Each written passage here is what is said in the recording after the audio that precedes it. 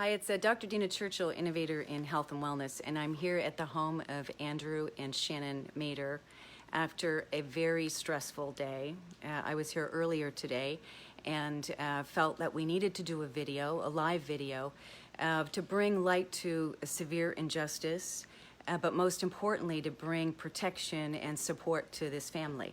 So I would ask you to keep that in mind as you hear the story unfold. And our one call to action is that you can share this in many platforms as you can. We're doing a live video because we hope to pick up some viewers that are really going to help us in this mission, again, of protecting Andrew and Shannon and their family. So again, listen closely, share. I'll try to look down at the comments as we go through. But again, if you can share it on your platforms, we'd really appreciate it. So let me just turn it around to Andrew. So Andrew, you guys have had a stressful day, and I just want to thank you for doing this live video. I know you and Shannon, weren't really too excited about doing this, but I do feel it's important, for you and your family to document this and to bring awareness to the problems that have happened and really to protect your children. So thank you for doing this. I know you don't like the live videos, but I do feel it's important. So could you tell me just briefly how this happened today? What was happening? Well, unexpectedly, I was just heading outside myself, and I just saw a shadow at my doorway, and I just opened my door, and there were two people standing outside my door, and they asked me, are you Andrew Mader? And just rather taken back by the question, I asked, well, who are you? And they identified themselves as Child Protection Services. And they started to make a request to talk to me, to engage with me, and I, in all honesty, just shut them down as soon as they announced who they were. I told them that they were here without an appointment, that they had no right to access me at this time, and I wanted them to leave my property. There was a certain level of escalation, a certain level of entitlement that they felt to come in and access my home and my children, and I just simply denied them access. I just simply refused them to come in, and told them that if they were going to go any further with this process, that I believed that was going to escalate, that the police should be involved in the matter, that I didn't see this going to be going in a good direction, and it would be wise, whether it was through my means or theirs, that somebody should call 911. Because this wasn't a consensual meeting. And did they show up unannounced? Yes, they were. I'd not heard anything from them. Yeah. There's no record of any phone call or voicemail on our landline from them, and this was a total surprise. Okay. Visit. So tell me a little bit more about what happened. So they came to the door. You seen that they were from Child Protective Services. They announced it. Yeah. Okay. They were from there. And then you directed them away from the house? Yes, or? I directed them away from the front of my house here. It's all I've got two large windows, a large glass front door, and I just didn't want my children to have to witness what I knew was going to be transpiring out on the deck. This was going to be a theatrical drama, and my children didn't need to be exposed to it. It wasn't responsible, and I needed to escort them off of my property onto public land. Okay. And so you brought them down to your driveway. I brought them down, yeah. And then you called the police, or you encouraged them to call the police? I more so encouraged them to call the police. I didn't phone the police. I asked them to leave my land, to get off my property. And they did comply at that time. They got in their vehicle that was parked up in the top of my driveway behind my van, and I escorted their car off of my land. They parked at the end of my driveway. They phoned their supervisor at the end of my driveway, and we're kind of consulting on, well, how are we going to deal with this guy? The window was open. And did they say why they were here? They said that they had a complaint that was put in. They couldn't share with me who the complainant was, but there was an issue concerning my children's health and safety, and they needed to investigate my children. Okay. So you talked with them for a while down there by yourself, and then at some point you came up and got Shannon, yes? Well, yeah, I engaged with them a little bit on the road, ensured that the police were on their way, and then I came back up to the house to let Shannon know that we were currently having an interaction with Child Protection Services, that that they had come and made this, this appointment unscheduled, I guess. I wouldn't know how to word it, but yeah, Okay. they had come unannounced and decided to change the direction of our day. So Definitely. so Shannon, you were here with the kids, I and was or at the house cleaning the kids' room, normal mom stuff, on the phone with my friend. and then Andrew came in and asked you to come down. He came in quite upset, and said that Child Protective Services were here and the police were potentially on the way, and to just please watch the kids, and that him and Uncle Chris, our friend Chris, is here for the weekend, and he went out with Andrew to document a little bit and get a bit of footage and to just kind of have Andrew's back. So I was in the house for the first 30, 40 minutes of this situation with my kids. Okay, and then so Chris, you're here. Chris is helping. Chris is taping too. Chris, you were down taking some footage of what was happening with the police. Yes, I was down on the road when Andrew confronted the Child Protection Services Okay, personnel. and what did you think about this whole incident? I thought it was an absolute travesty. I thought I couldn't believe it was happening. It's absolutely absurd. These two people are the most stable, sane parents I've ever seen, considering what they've been dealt. And how long have you known Shannon and Andrew? I've known them both personally for 13 years. We are close friends. And you help with the kids, and you're Yeah. good friends. Yeah. And did you get some footage of what happened down there today? Yeah, I recorded everything that transpired. Okay. I have all of the events documented. Okay, thanks, Chris. So you asked Chris to come up with the kids so you could go down. Is that right, Shannon? Well, he was down doing some documenting with Andrew. Andrew was in and out of the house probably, I want to say, like half a dozen times. Okay. Because he made the request for them to leave several times and they weren't leaving. And then the police showed up. So of course everybody's back on the deck again when the police show up, right? Right. So my kid's already seen CPS come to the door. Now the police with CPS is at the door. So Andrew had to once again remind them and redirect them off of our property. They were just down in the driveway by our vehicle. At this point, Andrew went out to talk to the police alone. Okay. So I still don't know really. I wasn't really involved with them down there yet. Still, because you brought Ethan down before. Okay, so Before me as tell me well. about that. So so you guys have 3 children, Yeah. and Ethan is vaccine injured. And so do you want to describe a little bit about Ethan's condition? Maybe, he, Ethan's severely vaccine injured. He's nonverbal autistic. He's 11 years old. He was in diapers up until about the last year or so. Like I said, he's nonverbal. We were told he would never speak. Prepare ourselves to institutionalize our son.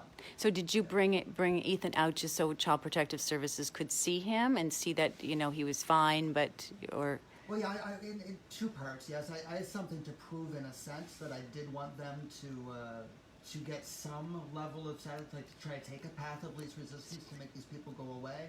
But he also had a curiosity himself. He's an 11-year-old boy, severely autistic, and he wanted to know what was going on. Sure. And he was very animated inside the house for Shannon and Chris. Yeah. And I needed to find some way of diffusing my child, and I thought, well, He needed- given the score, let's go down and show him what's going on and have some faith and trust that no harm could come from me making that decision. I trusted the police not to allow the situation to go sideways. Okay, Not to mention so... they're asking to observe our children, so you are complying in a sense by providing them with our eldest son. Yes. If anyone has any concerns about our parenting, this child's a good example of he's amazing, happy, beautiful, healthy, strong kid. So when you went down, Shannon, did you ask them why they were here? Well, I went down and Can you speak a little bit louder, just so that... Andrew came back up. Yeah. With Ethan. Mhm. And I think Chris came back up as well. And I think I asked Chris to stay with the kids. So you asked me to go down. So, okay. Yeah, asked Chris to stay with the kids. I went down. This was the first time I had interacted with anybody so far during this event. So I go down. I'm just trying to be calm, trying to be nice. I ask why they're here, and the lady mentioned that she was trying to have a conversation but was asked to leave. And I mentioned that it was strange that they would be here with no appointment, no call or anything like that. And she says that she tried to call, but there's no record of her calling here, as we mentioned before. I asked them why they were here. I eventually got out of her that the complaint was about Andrew specifically, not me, and it was about his mental stability. So it seems a little odd, though, that Yes, Child very. Protective Services would come when there's three grown Three, adults actually, in the yeah. house looking after the kids today, and they would come concerning Andrew. I mean, that seems a little odd that Child Protective Services would come. But anyway, sorry, I didn't mean to interrupt you. No, it Good. was very strange. It Yeah. made no sense. As soon as she said that to me, I said, okay, well, then we're done here. Because the kids aren't primarily taken care of by Andrew. I'm their mother. I live here too. I'm responsible for them. Their Uncle Chris is here for the weekend. That's a whole other adult. I have support all the time. This makes no sense. And I brought up knowing what I know in the world and with real neglect and abuse going on in our own province, that this seemed like a crazy waste of resources to be coming here when this complaint seemingly came in recently, and to show up on day one, it all seemed very strange, especially when their claims make no sense if it was on him specifically. I advised them as well, if they want to go any further, that in regards to his mental health, to contact his healthcare provider. Yeah, good. And I think that's when I came on the scene, because Yeah, one you of our showed up- friends... you pulled up right around then. Yeah, one of our friends had called and said, you were having some problems, so I came out. And then when I came up, I sort of announced myself as Dr. Dina Churchill, retired chiropractor, healthcare provider, and that I've known you for years, and that I think you're wonderful parents, and I couldn't believe that they were here. So at that point, I asked to see their badge and to identify. And I do have a video clip because I wanted to get their identification. And I had said who I was. And the lady, whose name I didn't get, It was Cynthia. Cynthia, she had said, well, I might need to see your ID. So at that point, I was ready to, pull out my purse and show her my driver's license, and said that I had reported cases of to Child Protective Services. One little boy in particular who I thought was being sex trafficked because I seen scars on his body and noticed certain injuries that were unexplainable. And I said, I know the procedure. So if somebody puts in a complaint, as I did, then they have to give their name. They have to kind of give a full account. Right. So at that point, I said to her, look, these parents, I am certain, are taking good care of their kids, and all the other kids in Nova Scotia, in fact. They're focused on health. And I think you're harassing these people to be here, right? Their claims were fraudulent. All of their claims are fraudulent. Yeah. Every single thing they say cannot be trusted. But then what was surprising to me at that point was when I asked to see their ID, because I do have a clip and I'm going to include it in this live video. When I asked to see her ID, she covered it up. She did cover it up and said she didn't need to show it, and then I said, okay, maybe you don't need to show her, but I'm the parent you're here trying to interview and question. You do have to show me who you are. That's it. And she wouldn't show me either. And not to mention, both of these people came wearing full masks. There's no way to identify that those faces match those badges anyway. Yeah. And the other So- guy who I did get on video, and again, I'm going to put this clip up, his name was Jody J.D. Rudderham. So there was two people that announced they were from community services. One guy showed his badge, and the other lady tried to cover it up. So I mean, this is She was the supervisor level too. She was Okay. the one who more so should have shown her ID. She let Right. the junior take the fall for her, like any opportunist would. yeah. So what I think it's good that we've got their identification, because I think we should pursue this further. This is a liability issue for them to show up unannounced, not showing their ID, I and told them it was personal. I told them Yeah. that I was going to make this personal. well, let's just look at that for a moment. Do you guys know who could have put this complaint in against you? Against your mental health, or Child Protective Services. Is there anyone that was really angry with you, or do you have any indication of who that might be? Nobody who's directly made any sort of threat or like what we're involved in our extra. Nobody that knows us Yeah. personally on any level, because they wouldn't be able to actually make such a claim. There's one person, or one woman, not particularly, that I may think it is, but Well, I mean, it's really, I mean, I'm not, speculation for sure. yeah. We're a more controversial family in this province. That's what I was going to say. I'm not really, I mean, I'll just look at what all you guys have done. And I mean, I've known you for years. yeah, I'm And not comfortable saying anyone's name, making that direct allegation against a person. well, the I truth, wouldn't go on that limb. the truth is, I mean, you don't have many friends in high No, places, do that's you? right, that's right. Because, Yeah. tell me about the social media. I mean, how many social media groups do you guys administer? God, at least half a dozen that would cause us to be on any sort of maybe red flag list for our government. So tell me I'm which the ones. Admin, we're both the admin of Informed Consent Nova Scotia, the private group and the page.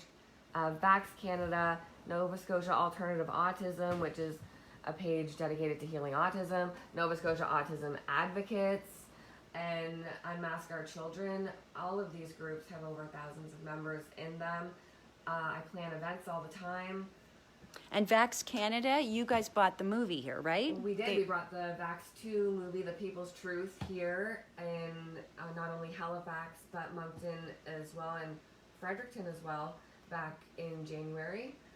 And that caused a lot of controversy in the province then. That was even before COVID and some of those other freedoms that we've been fighting for lately. This was back in January, even before any of that, and we were named the most notorious anti-vaxxers in Nova Scotia by another autism advocacy group, actually, which is funny because we're parents of an autistic kid, and I also advocate for autistic children. Yeah, But I'm just, anyways, you know what, I'm just we don't have a lot of fans. no. we don't. Well, you have fans, but, you know, we don't have a lot. they're not in community services. I think it was St. John, not Fredericton. Oh, as well. St. John. St. John, yeah. My apologies, St. John. Yeah.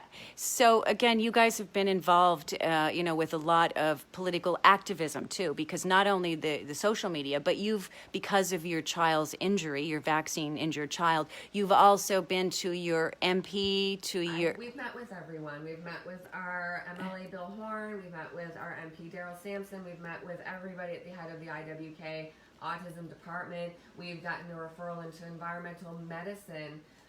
Anybody that you could call, we've called the police. We've called poison control. We've called the number on the side of the Smarties box about our claims. And some of the politicians like Zach Churchill, who's Zach in the Churchill. education department. So, I mean, My friend on Facebook. you guys have really, I mean, you really kind of stirred the pot a little bit, right? You're making waves. So I can't help think, I mean, you guys might not be willing to point the finger, but I can't help think that your activism and your leadership in this movement of protecting the kids in Nova Scotia has put you in a position of being a target, really. And for a long time, we both, with you, if you remember, went to New Brunswick to speak against Bill 39, which was another bill to mandate vaccine on school children in New Brunswick. We have one still here at first reading, Bill T10, that everyone should still remember to keep an eye on. Side note, we went and spoke then. Our whole story is a testimony on Bill 39, 30 minutes each to the entire New Brunswick legislature. So we've been putting this claim out to high authorities for a really, really long time, and also placing blame on high authorities that they are liable for Ethan's injury. So where do we want to go from here? Andrew, there was an inspector called, or a sergeant, right, when the matter wasn't getting resolved. Do you have his card? Yeah. I was dealing with two constables at first. They were really nice, they were- by the way. yeah, The yeah. constables were Yeah. very nice to me. No problem with the police. Yeah, I didn't request a supervisor because I had a complaint on those officers, or it just. They I couldn't didn't- handle it.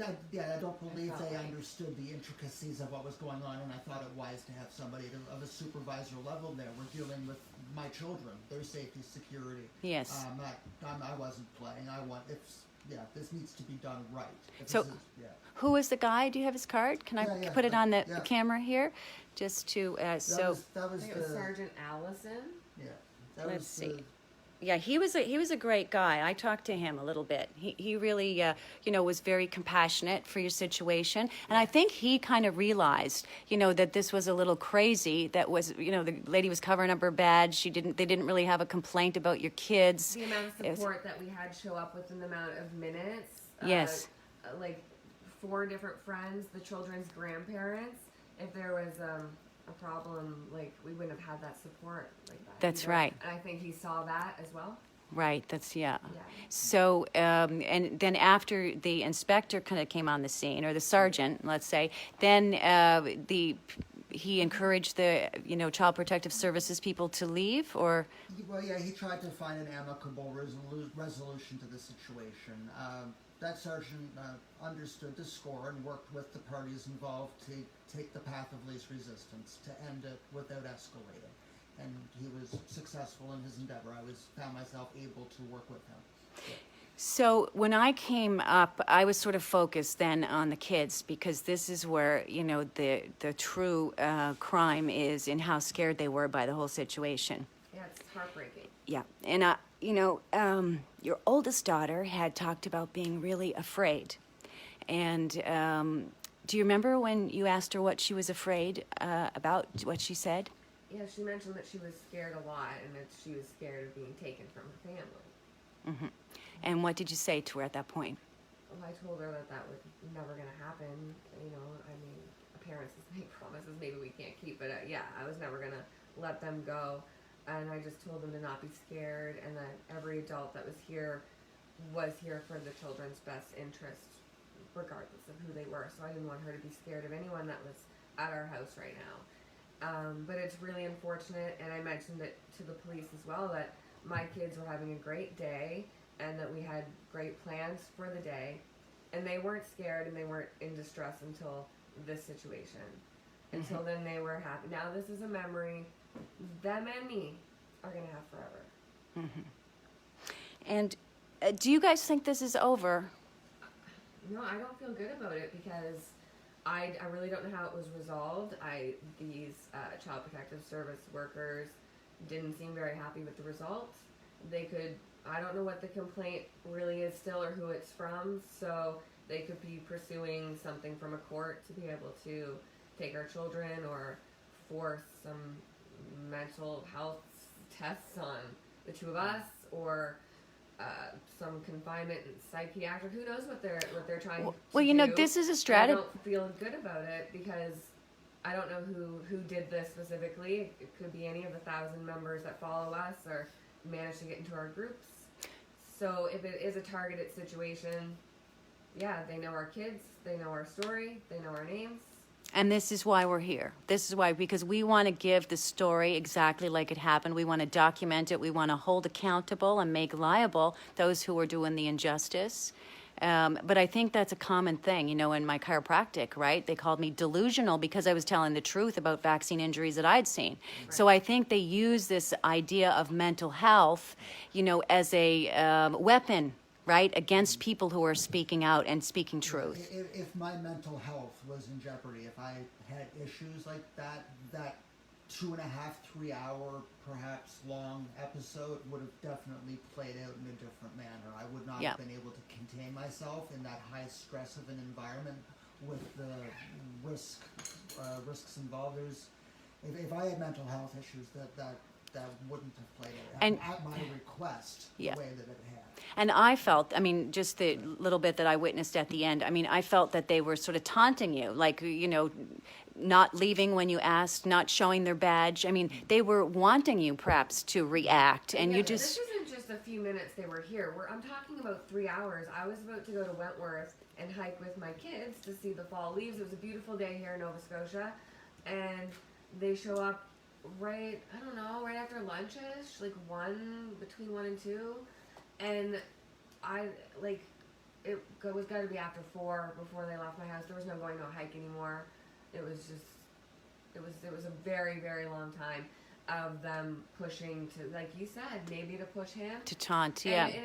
And if he was as mentally unstable that warrants a visit from government officials, you got to be able to trigger that sooner than 3 hours. 3 hours, no, yeah.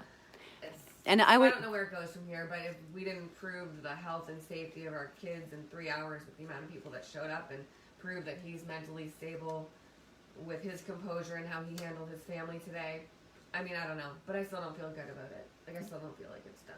yeah. I would concur with that. I don't think it's done. I don't want to be a conspiracy theorist. That's the labels that they throw out at us.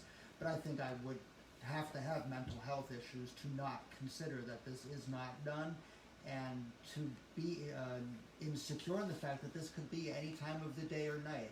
That they don't have to come 9 to 5, and then they just need to get an order from a judge, and they can show up at my house at 3 o'clock in the morning and make this an issue again when I'm not, As awake and kids active, able to defend.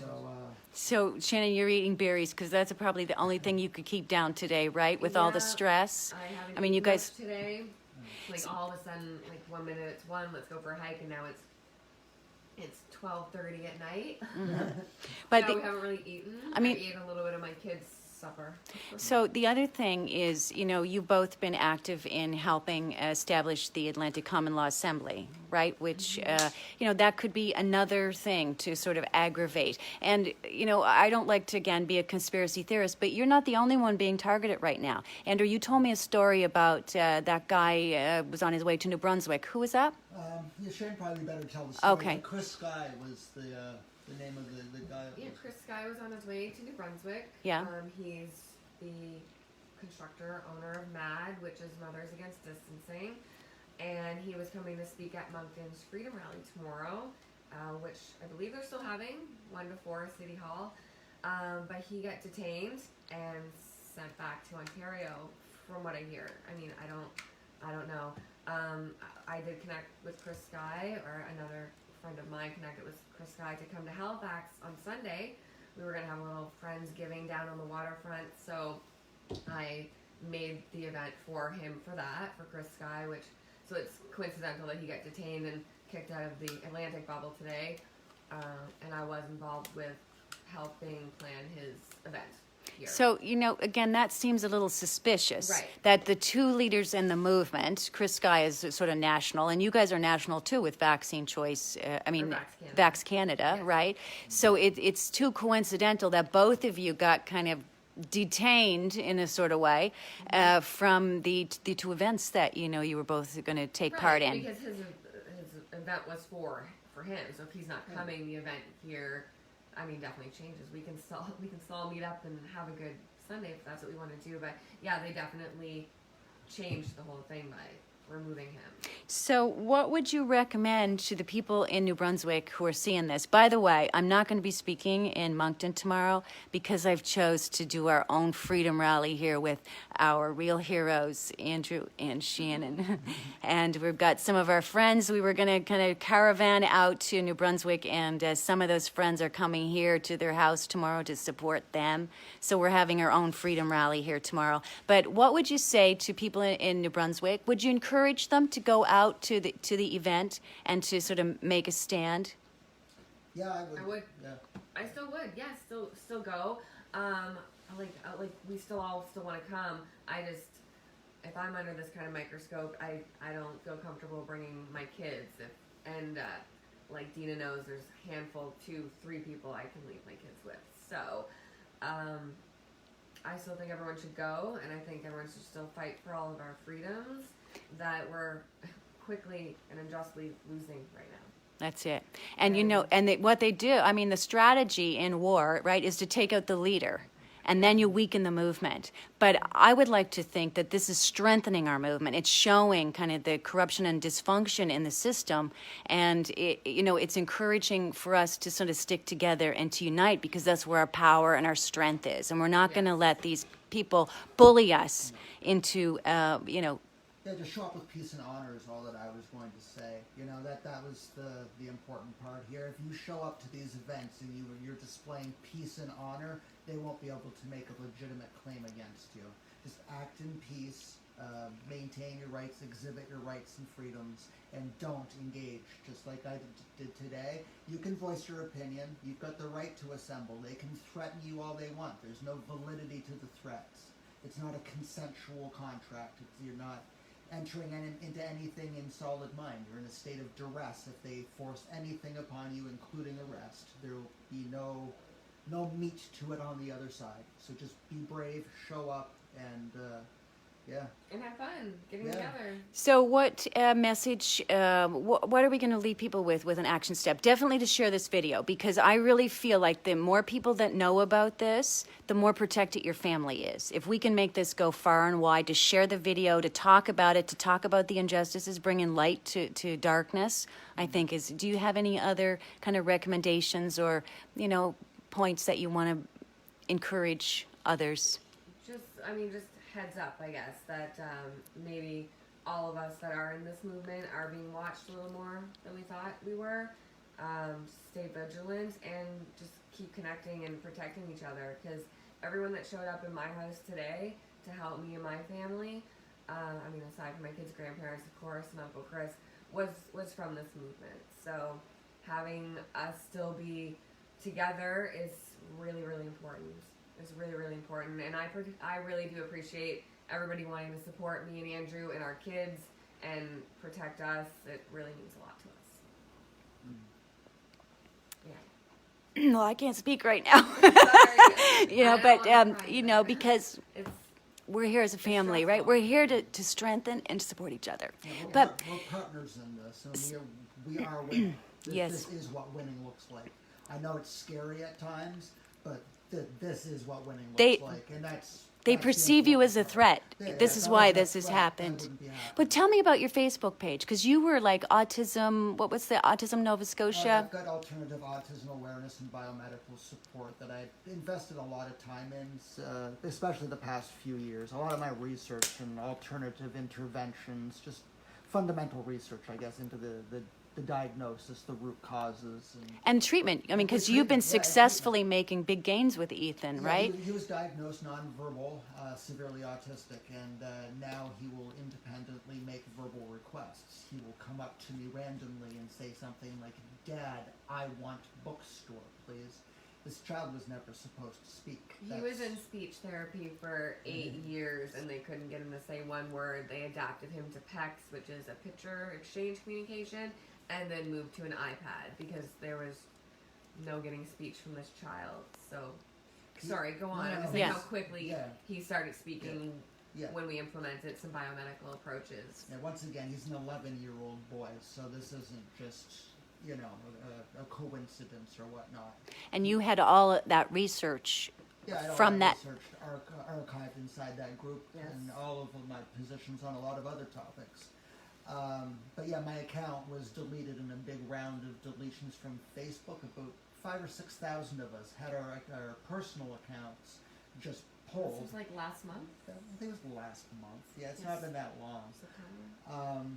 So that So, might be another directive to people, though, is to back up the research that they have on their Facebook And page. If you're an admin of any groups or pages, make another admin to those that you really do trust, because like he would have lost his page entirely if I was an admin as well. So, Yeah. and then I'm able to add him back as an admin. Okay. So just for anyone that does privately run these groups, like, don't run them by yourself, because if you lose your account, you lose your group entirely. And they're doing this across Facebook, Yes. right? This Yeah, censorship is not just with you guys, it's with a lot of people and the guy who was organizing the rally, didn't he lose his Facebook page too, or was off Facebook? Yeah, I'm not sure what happened there, but the original host of New Brunswick Rally Tour, Adam, his account's not on Facebook right now, and like I said, Chris Sky was supposed to speak, and he got detained and sent out. So a lot's going on.